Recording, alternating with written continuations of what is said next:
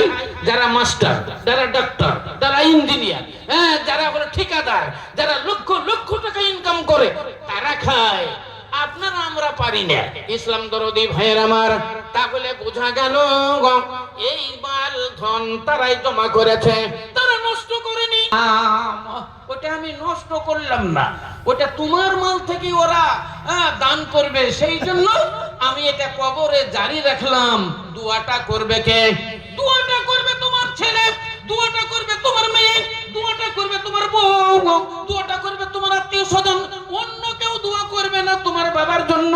যদি করে তো ইসমাইলি দোয়া করবে, কিন্তু তোমার বাবার কবরে গিয়ে দাঁড়াবে না। দাঁড়াবে কে? তুমি গিয়ে দাঁড়াবে। আর তুমি যদি না জানো, একটা মৌলানা নিয়ে যাবে, নিয়ে গিয়ে বলবে, মৌলানা আমার বাবার কবরটা একটু জিয়ারত কইরা দেন, আমার বাড়িতে একটু ওয়াজ করে দেন, আমার আব্বার জন্য একটু দোয়া দেন, আমার দাদু দাদি নানা নানি চলে গেছেন, আমার আব্বার জন্য দাদু দাদির জন্য হুজুর একটু দোয়া কইরা দেন। এই কথা বলবে তার আত্মীয়, কারণ এই ছেলে তার রক্তের তৈরি করা, তাকে খাইয়া দিয়েছে, মানুষ করেছে, মা পেটে বহন করেছে, আব্বা পাখির মতো উড়ে কোথায় থেকে কোথায় চলে গেছে।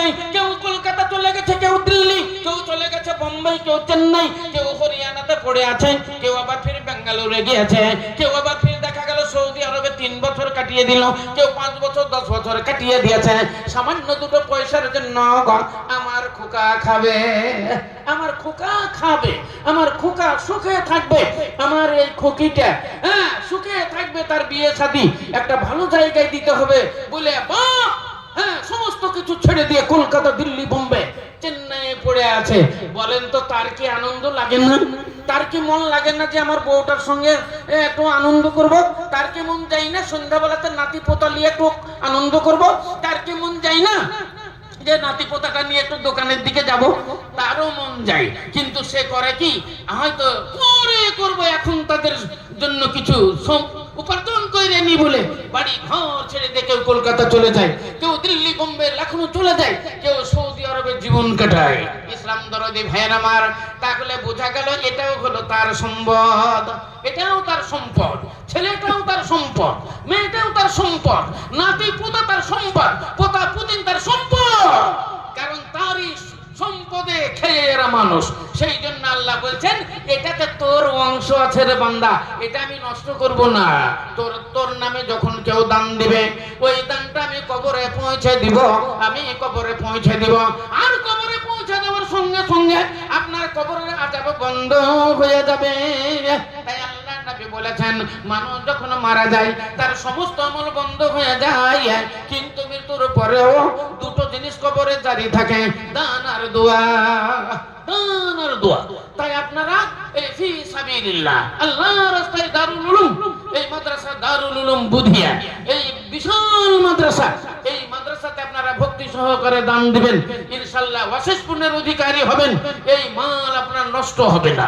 হাদিসে লেখা আছে, লা ইউহরাকু লা ইউরাবু ফিল মা ওয়ালা ইউহরাকু বিন নার।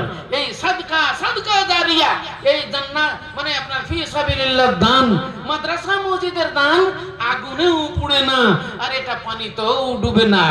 আখিরাতের জন্য ব্যাংক ব্যালেন্স, আখিরাতের জন্য জমা হয়ে যায়। সেই জন্য আপনাদের বলবো, ভক্তি সহকারে এই মাদ্রাসার জন্য আপনারা দান দিবেন। আর এই মাদ্রাসা আপনাদের অহংকার, মাদ্রাসা আপনাদের অলংকার, গৌরব।